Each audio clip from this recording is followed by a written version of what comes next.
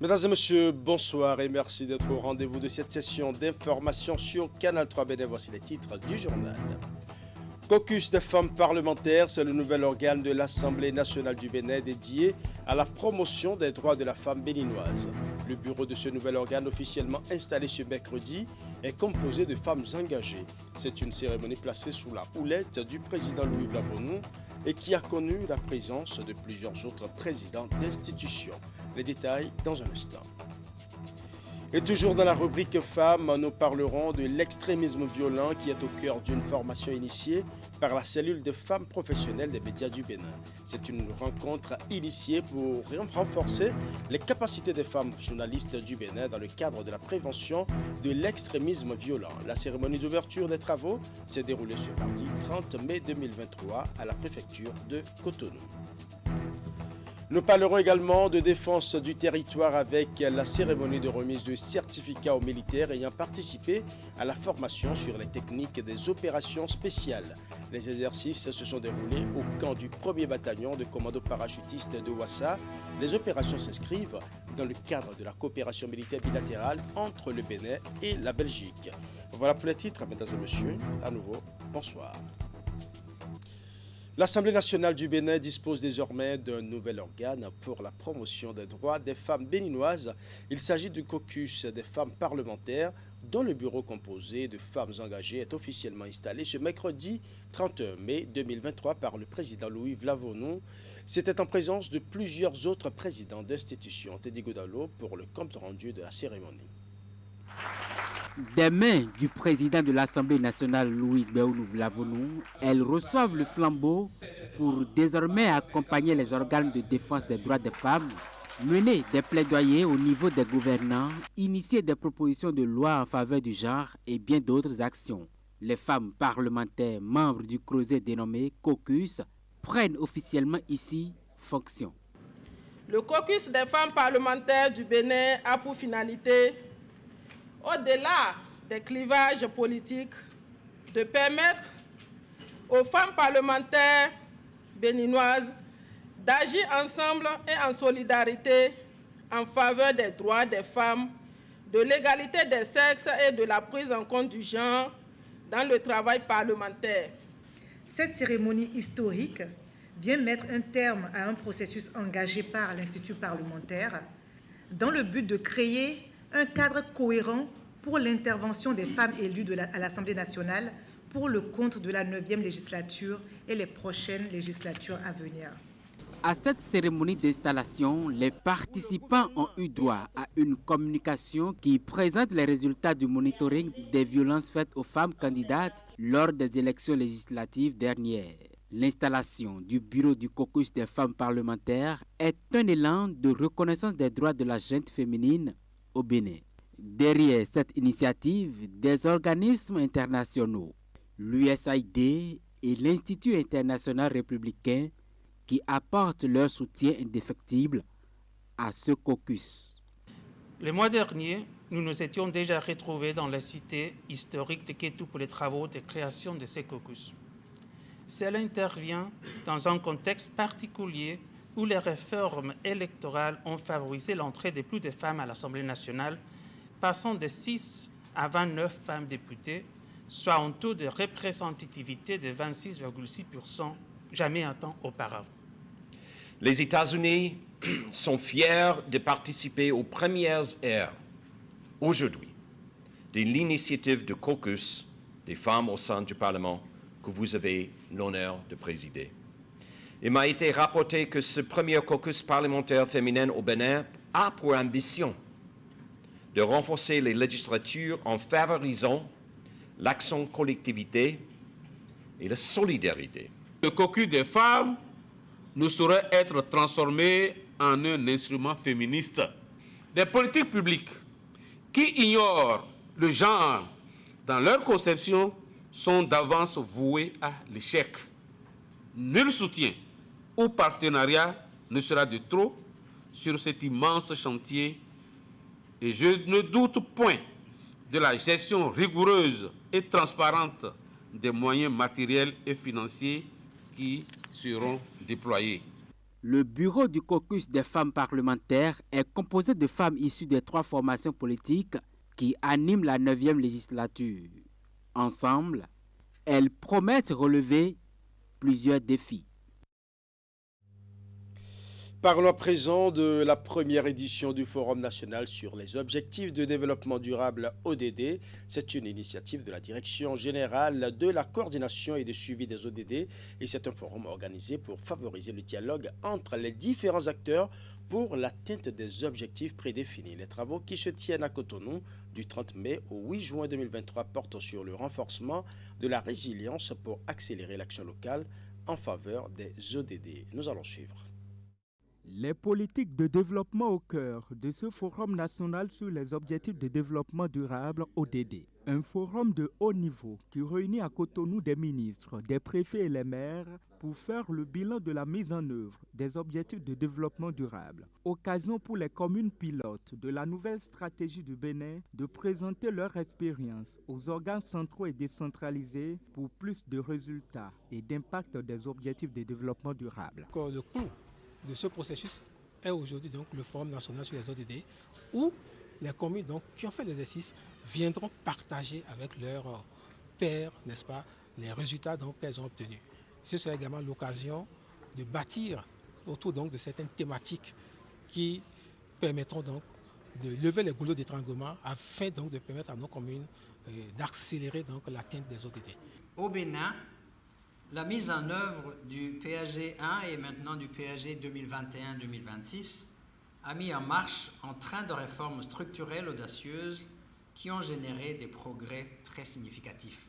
Anticipant sur les nouveaux défis et enjeux, le gouvernement du Bénin s'est doté d'un cadre d'accélération des ODD avec pour instrument d'action publique les différents programmes d'action du gouvernement sous forme de programmes et projets. Des actes qui permettent au Bénin d'être parmi les bons élèves du continent en matière des objectifs de développement durable.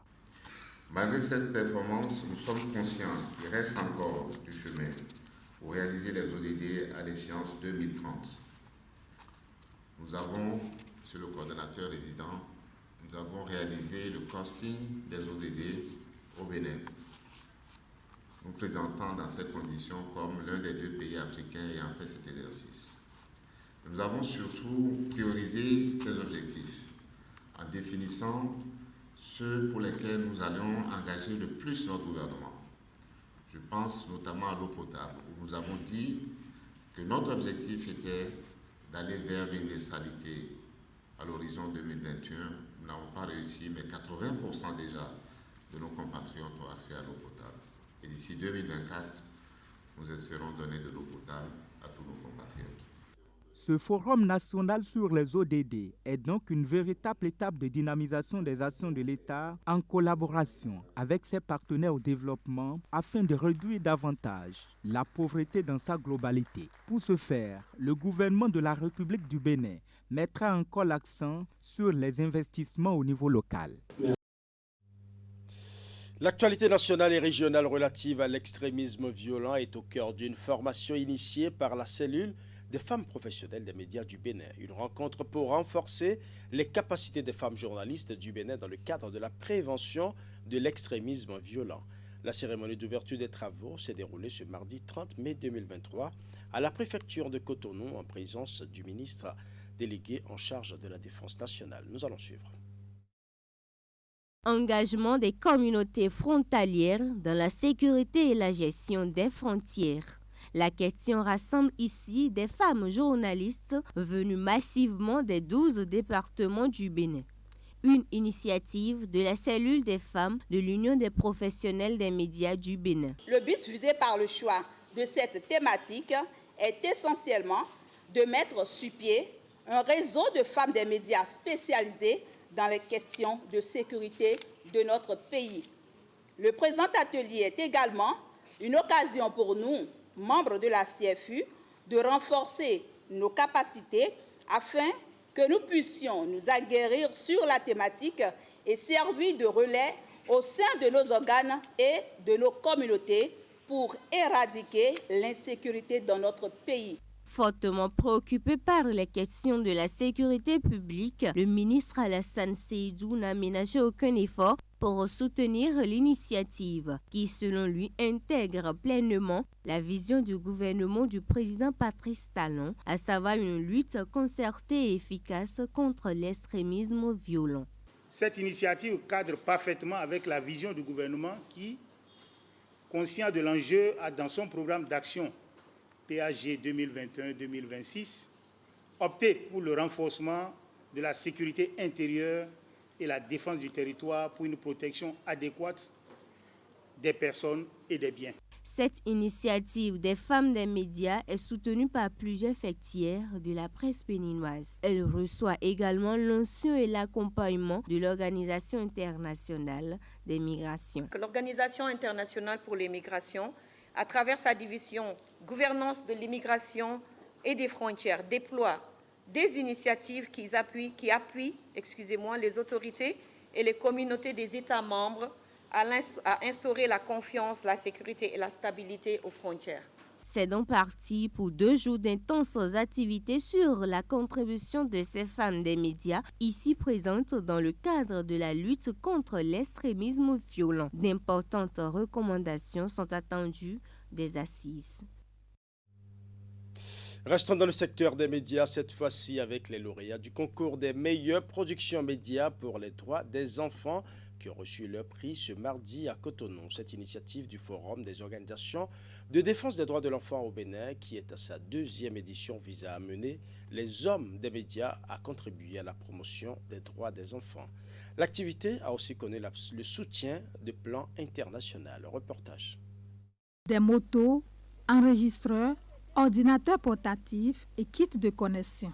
Ce sont là des prix qui ont été décernés à ces lauréats de la 2e édition du concours annuel de la meilleure production de presse sur les thématiques liées à la protection de l'enfant, les droits à la santé sexuelle et reproductive et l'éducation inclusive. Sur une 60aine de productions reçues, 7 ont été retenues. 3 prix ont été décrochés dans la catégorie radio. Pour ce qui concerne la presse écrite et le blog, il y a 2 prix par catégorie. C'est la preuve que les journalistes béninois se sont engagés dans la défense des droits de l'enfant. Nous saluons cet engagement et nous allons les outiller pour nous accompagner davantage dans ce combat au profit des enfants du Bénin. Cette initiative de prix média s'inscrit dans cet esprit. C'est pourquoi nous avons revu le contenu des prix à la hausse pour cette 2e édition du concours. Et je profite pour plaider encore que pour la 3e édition du concours, les prix soient plus nombreux que cette fois-ci. Amener les hommes des médias à contribuer à la promotion des droits des enfants.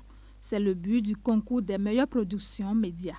Porté par le Forum des organisations de défense des droits de l'enfant au Bénin, l'initiative est rendue possible grâce à l'appui technique et financier de Plan International Bénin qui fait de la protection des enfants son credo.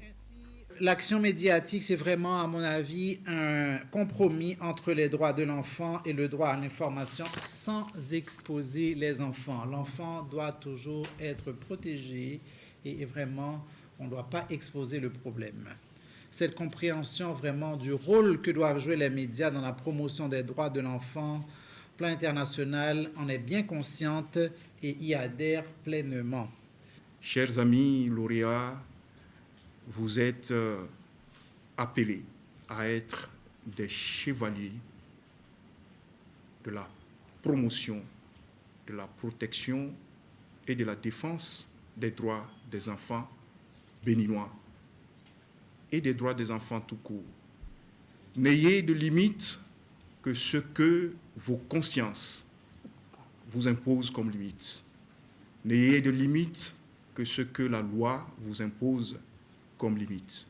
Pour avoir brillé de par leur absence à cette 2e édition du dit concours, les journalistes de l'audiovisuel sont appelés à se joindre à cette cause commune en postulant pour les éditions à venir. Les initiateurs appellent également les autres organisations de développement à se joindre au mouvement. Nous allons à présent faire un zoom sur la cérémonie d'inauguration des espaces sécurisés construits dans le cadre de la mise en œuvre du projet Plan pour les filles. Ce sont des réalisations financées par Affaires mondiales Canada et qui viennent répondre à un besoin exprimé par les adolescentes et les jeunes filles. Les infrastructures sont érigées dans les communes d'intervention du projet par Plan International Bénin. Elles vont servir de cadre d'échange, d'organisation de rencontres et d'initiatives d'éducation entre pairs. Imatele Namoso pour les détails. L'espace est aménagé au profit des adolescentes et jeunes filles. Il est construit dans chacune des 4 communes couvertes par le projet Plan pour les filles, à savoir Bante, Savalou, Dassazoumé et Glazoué. Les joyaux sont réalisés par Plan International Bénin.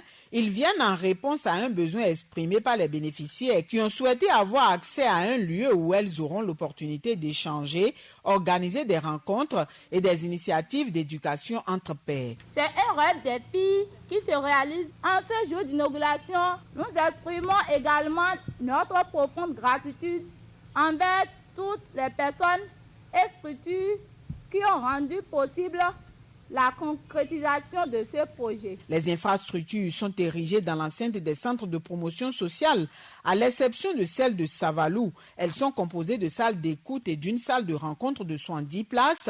On y retrouve aussi une salle informatique qui servira de bibliothèque et d'espace de lecture, ainsi que des toilettes. Ces réalisations viennent en complément à bien d'autres activités de renforcement des capacités organisées. Plusieurs activités de renforcement des capacités ont été organisées par le projet à l'endroit des adolescentes et des jeunes femmes sur des thématiques comme le leadership, la prise de parole en public, la dynamique de groupe, l'engagement communautaire, les activités génératrices de revenus et enfin à bien d'autres activités qui leur permettent de donner des outils nécessaires pour participer et devenir des leaders qui inspirent leurs pairs et d'autres personnes au sein des communautés. Jusqu'à date, nous avons finalisé 2 espaces, celui de Dassa et celui de Glazoué, et qui sont totalement achevés avec un coût global de construction et d'équipement estimé à 121 millions de francs CFA. Sensible à la qualité de la vie de ma population,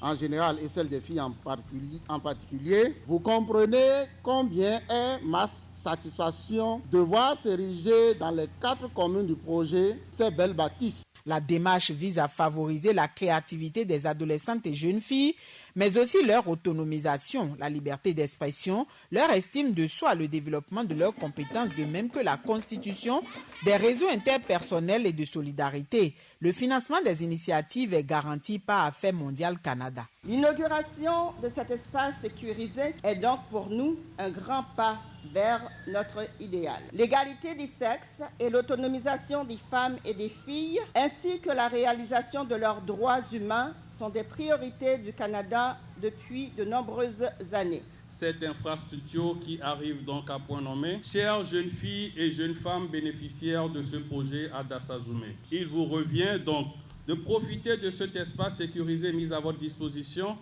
et de le gérer de façon responsable. Dans les différentes localités où sont implantés les joyaux, les modalités de cogestion seront établies et validées avec toutes les structures impliquées.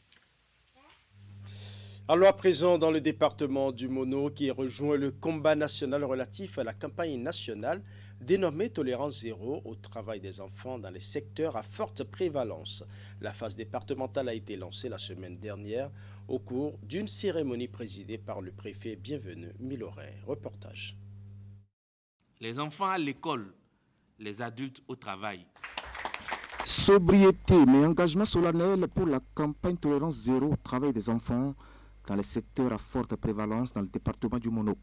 Un engagement pris ici par des acteurs impliqués dans cette lutte pour renforcer les résultats obtenus ces dernières années. Au Bénin, le taux de prévalence en ce qui concerne le travail des enfants était de 52,5% en 2014, selon les résultats de l'enquête mixte. On est passé à 33% en 2017, selon les résultats de l'enquête démographique et de santé.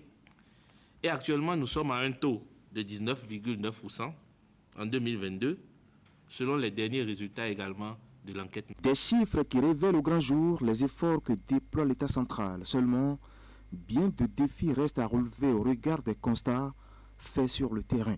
En effet, force est de constater que dans notre pays, les marchés, les abords des rues, les feux tricolores, les chantiers de construction, les mines et carrières regorgent encore d'enfants en âge de scolarisation dont les chances sont réduites, voire hypothéquées par leur implication aux dites activités. En ce qui concerne le département du Mono, la situation est caractérisée par l'utilisation des enfants sur les sites d'exploitation des carrières de gravier et de sable, mais également dans nos marchés. On y retrouve bien souvent les petits garçons et les petites filles dans les tâches nécessitant l'usage de force assidue. Ces situations engendrent diverses conséquences sur la vie de nos enfants. Face à ces constats du terrain, il faut une riposte, d'où cette campagne. Elle s'étalera sur 4 mois et prévoit des séances de sensibilisation suivies des missions de contrôle qui seront conduites par des acteurs de protection de l'enfant pour faire appliquer la loi. Ces derniers relèvent d'ailleurs une problématique dans la procédure. Lorsque nous tentons de réprimer ces cas, c'est que nous sommes en présence d'enfants qui, en réalité, n'ont que seule attache les personnes que nous appréhendons. Il se pose alors la question de la réinsertion familiale et du suivi de cet enfant-là. Est-ce que nous avons la capacité de les retenir avec nous et de les éduquer au quotidien? Du coup, ces acteurs plaident pour la mise sur pied de mécanismes de suivi un peu plus larges pour une efficacité au bout de la procédure, et ceci pour l'atteinte de l'objectif de cette campagne qui est de contribuer à l'élimination du travail des enfants au Bénin. Le Bénin, longtemps considéré comme n'étant pas un pays de migration à grande échelle, a enregistré ces dernières années des flux migratoires importants de migrants qui tentent de rallier clandestinement l'Europe et les pays du Golfe. Cette immigration clandestine qui n'est pas sans risque préoccupe la nouvelle chef de mission de l'Organisation internationale pour les migrations Bénin-Togo-Ghana. Fatou Diallo, après sa nomination à la tête de cette institution, a choisi la commune de Djougou pour sa toute première sortie. Objectif, informer et sensibiliser les populations de cette commune sur les flux migratoires. Reportage. La gestion de la question migratoire est au cœur de ces assises de Djougou. Initiative de la chef de mission de l'Organisation internationale pour les migrations OIM Bénin-Togo-Ghana, la présente rencontre vise à sensibiliser les participants sur l'immigration clandestine et irrégulière. Cette institution, apparentée à l'ONU depuis 2016, a courant 2019-2022 assisté plus de 2000 migrants pour un retour volontaire au Bénin. Mesdames et messieurs, honorables invités, suivant ces statistiques de l'OIM, la majorité de ces migrants provenaient du département de la Donga, plus précisément de la commune de Djougou et de ses environs. Cette situation explique la présence à Djougou d'une équipe de l'OIM et justifie également notre présence ici ce matin pour analyser ensemble les dynamiques et enjeux en lien avec ce sujet. Notre activité de ce jour est pour ainsi dire un rendez-vous du donner et du recevoir qui nous permettra d'analyser ensemble les contours de la question migratoire en vue de comprendre les causes et facteurs déclencheurs et ou aggravants du phénomène, les itinéraires et les acteurs de la migration irrégulière, ainsi que leurs conséquences sur la société. Cette rencontre constitue un cadre privilégié d'échanges interactifs et participatifs. Elle a permis aux différents intervenants de saluer d'une part cette démarche et d'autre part de formuler quelques doléances. Mon souhait est que votre organisation trouve les moyens d'assister les candidats à l'immigration et de le faire de façon civilisée, ce qui nous évitera les drames auxquels nous assistons aujourd'hui. Ils ne vont pas parce qu'ils veulent. Moi, je souhaiterais que l'OIM plaide auprès du gouvernement pour que quelque chose se fasse. Nous sommes le seul département du Bénin sur les 12 où nous n'avons pas une usine qui emploie plus de 100 personnes. Le seul département. Je me réjouis ce matin de la tenue de cette séance et j'aimerais pour cela, en souhaitant la bienvenue à Madame la chef de mission de l'OIM, la remercier sincèrement pour cette initiative qui consiste à organiser cette séance qui, je l'espère, augure de bonnes résolutions à prendre. Pour mener à bon port sa mission, Fatou Diallo, outre les élus locaux, communaux, les faiseurs d'opinion et les représentants des candidats à l'immigration, a également rencontré les leaders religieux, notamment Sa Majesté Issifou Pétoni Kodassis et l'imam central de Djougou. Objectif, les associer dans la lutte contre ce phénomène. Parlons défense du territoire à présent avec la cérémonie de remise de certificats aux militaires ayant participé à la formation sur les techniques des opérations spéciales. Les exercices se sont déroulés au camp du 1er bataillon de commandos parachutistes de Ouassa. Les entraînements ont permis d'initier et d'aguerrir les soldats afin qu'ils soient capables de manœuvrer lors des interventions spéciales sur le terrain. Les opérations s'inscrivent dans le cadre de la coopération militaire bilatérale entre le Bénin et la Belgique. Les détails dans ce reportage signé Imet Hélène Amosso. Une centaine au départ à 72 ont pu passer le cap des tests qui certifient leur aptitude à manœuvrer efficacement en vue de l'atteinte des nouveaux défis sécuritaires dans le pays. Pendant 6 semaines, ces militaires ont été entraînés par un détachement d'instruction opérationnelle belge. Les exercices se sont déroulés au camp du 1er bataillon de commandos parachutistes à Ouassa. Les soldats ont été initiés et aguerris aux techniques des opérations spéciales. Un air de modernité a soufflé sur le camp de Ouassa et à la maîtrise parfaite des logiciels de géolocalisation nécessaires à la survie de tout combattant sur le terrain. Chers stagiaires, soyez fiers et multipliez les savoir-faire acquis. Mettez-les au profit de notre outil de défense. Aujourd'hui, la formation des premiers instructeurs de la garde nationale se termine. Quelques aspects importants ont été instruits. La récolte et traitement d'infos par des snipers ou des drones, la planification d'une opération spéciale, l'usage des techniques spécialisées d'approche avec une diversion, et encore d'autres techniques. Désormais, ces éléments de la garde nationale sont capables de concevoir, de planifier et de conduire des interventions spéciales en milieu hostile. La première édition de la formation pratique sur les techniques des opérations spéciales a été surtout axée sur le sauvetage au combat, l'armement petit calibre, l'anti-EEI ainsi que les tirs de précision. Les enseignements ont été dispensés dans un agencement cohérent afin d'obtenir des résultats décisifs sur le terrain. Pour cette session, 34 moniteurs, 19 aides-moniteurs et 19 opérateurs ont été formés. Vous avez devant vous une force de frappe qui, correctement distillée, correctement commandée et coordonnée, peut vous apporter des résultats probants, mesurables et tangibles qui, nous l'espérons tous, deviendront décisives. Notre idéal, c'est d'être une armée à la hauteur des missions qui nous sont confiées, en vue de sécuriser notre territoire, de rassurer les populations dans le cadre de la défense opérationnelle de notre territoire. Ce que j'ai vu ici en démonstration dynamique me confirme que ces formations assidues ont porté leurs fruits. C'est ici l'occasion de remercier toute l'équipe du capitaine pour avoir apporté un plus à nos troupes d'intervention. Cette formation est une première qui s'ajoute à notre intense programme de coopération militaire bilatérale qui fêtera, comme vous le savez sans doute, ses 25 ans en 2024. Nous espérons que via cet appui, vos forces seront mieux outillées pour combattre la menace terroriste qui sévit malheureusement au nord du pays. C'est ainsi que nous réaffirmons notre engagement à nous tenir aux côtés du Bénin pour lutter contre ce fléau. Au terme des 6 semaines d'instruction, des certificats ont été décernés à chacun des participants pour leur dévouement et le professionnalisme dont ils ont fait preuve. Pour les responsables des forces armées béninoises, de même que le partenaire, bien d'autres initiatives du genre sont en cours de planification afin de renforcer les capacités de l'armée à faire face aux menaces terroristes et permettre aux populations de retrouver la quiétude. D'une formation à une autre, ils sont plus d'une centaine. Ils ont été formés dans le cadre du projet de création de musée des rois et des Amazones du Dahomey et la valorisation du site palatial d'Abomey. La formation a été assurée par une équipe française des Compagnons du Devoir.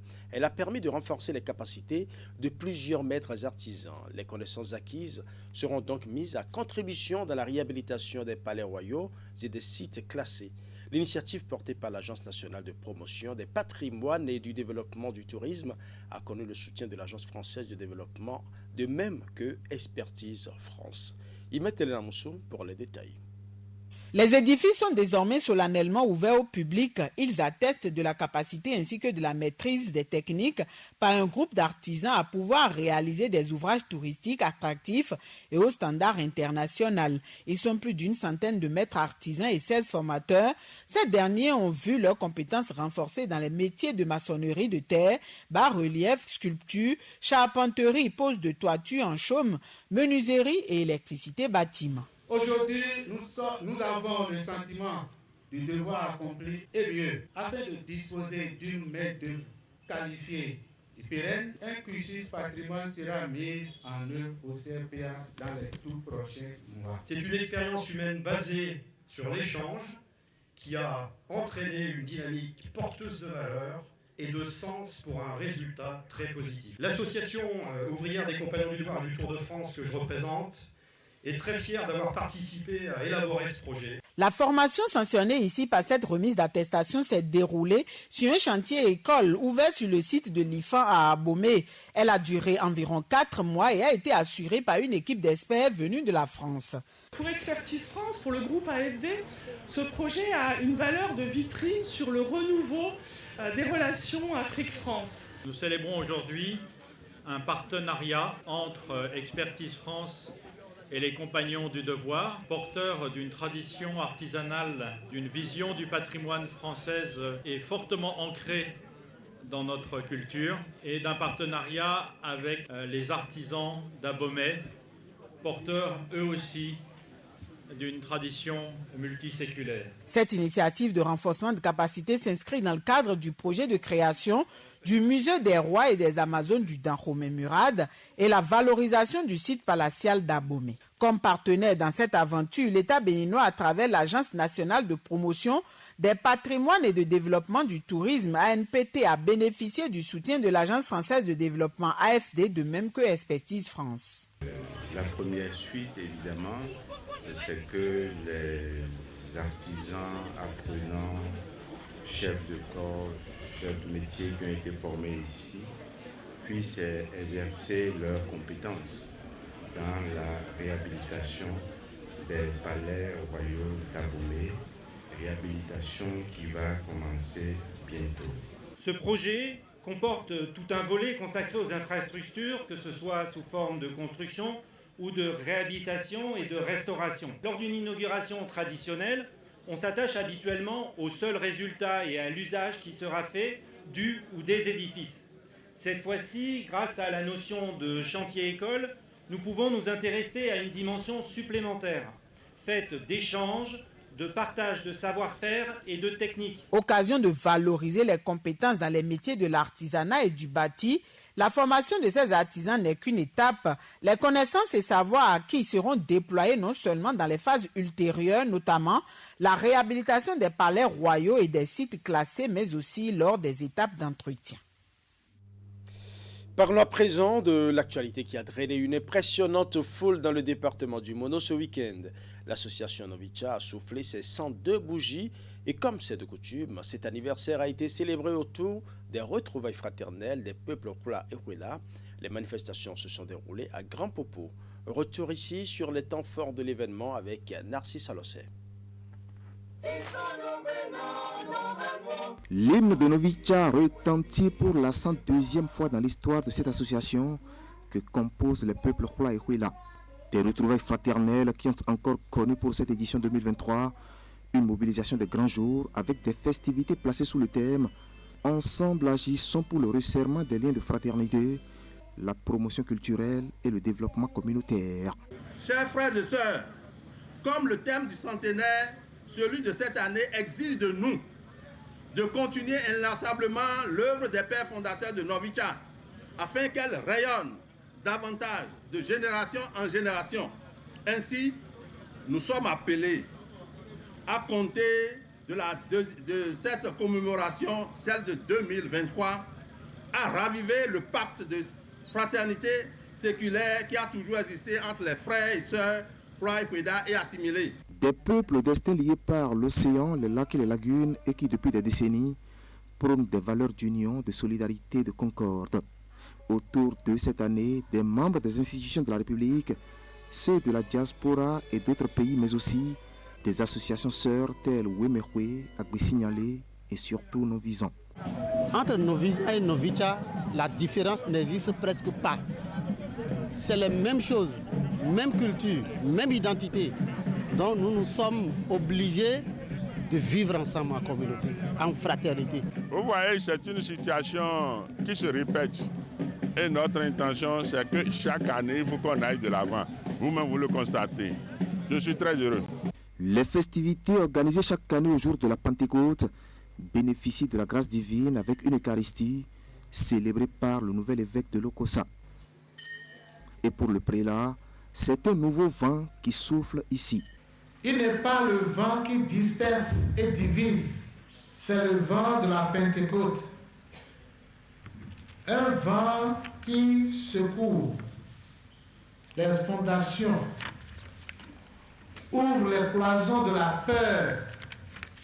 Un vent qui délie les langues, fait de la différence le socle de l'unité. Tout comme cette Eucharistie, l'agenda de ces retrouvailles a été fait de bien d'autres activités dont l'animation des Anguito, le rythme zantro et différentes prières faites à l'autel des divinités. Nous nous devons de reconnaître tous que ces différents programmes ont été réalisés à 99,99% avec succès. Et si c'était à recommencer, nous les reproduirions encore. C'est le lieu de saluer la coexistence religieuse pacifique que notre pays a toujours promue et qui est signe de tolérance et d'ouverture. La grande finale du tournoi Novicha de football et d'autres activités culturelles sont venues rallonger les manifestations entrant dans le cadre de cette fête identitaire. Des festivités clôturées par des réjouissances populaires. Il faut préciser que le programme de la célébration de Novicha 2023 prévoyait aussi un festival départemental de la culture et des arts du Mono.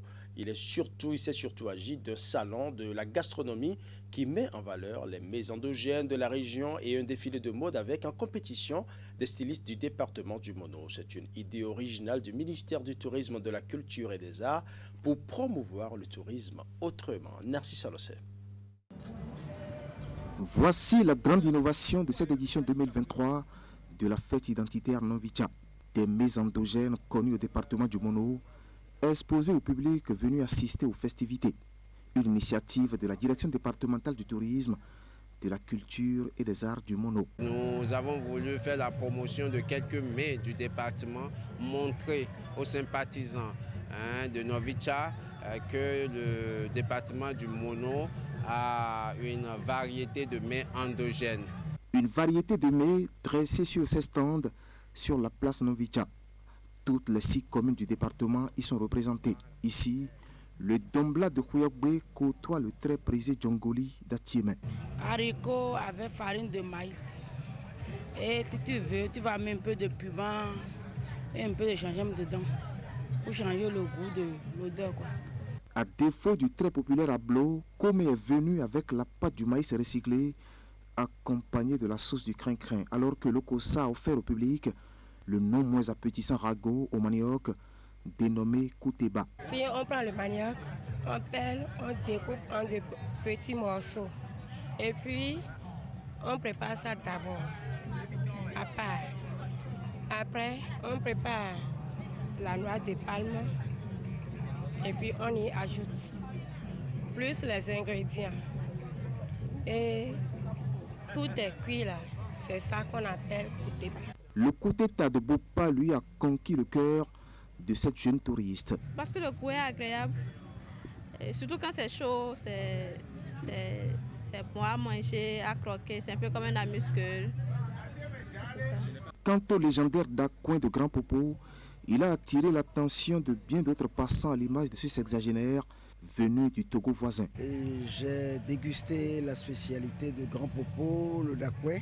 Il faut donner un label à ces produits, que ça soit reconnu en Occident même. J'essaie de bricoler quelque chose à la maison, mais là, je viens de goûter vraiment une saveur naturelle. On vous a donné les ingrédients pour le faire? Oui, la maman m'a expliqué comment elle l'a fait. Et c'est très bien. Je vais l'essayer à la maison. Un clin d'œil aux valeurs ancestrales pour promouvoir le tourisme autrement. Voilà, le but est atteint et C'est ce que nous recherchons.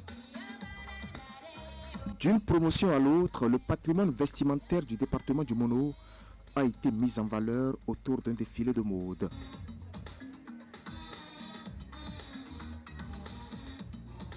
Pendant près de 3 heures, les stylistes mis en compétition ont rivalisé d'ingéniosité sous le regard admiratif d'un public venu nombreux. Nous avons voulu montrer à la population qui est venue fêter Novicha avec nous la richesse vestimentaire, le style vestimentaire du département du Mono. Au bout de la nuit, la commune de Khouyogbe au niveau des dames et celle de Lokossa dans la catégorie masculine ont remporté les premiers prix. Des prix composés entre autres de machines à coudre et des accessoires. Ainsi se referme ce journal que je vous remercie d'avoir suivi. Bonne soirée chez vous.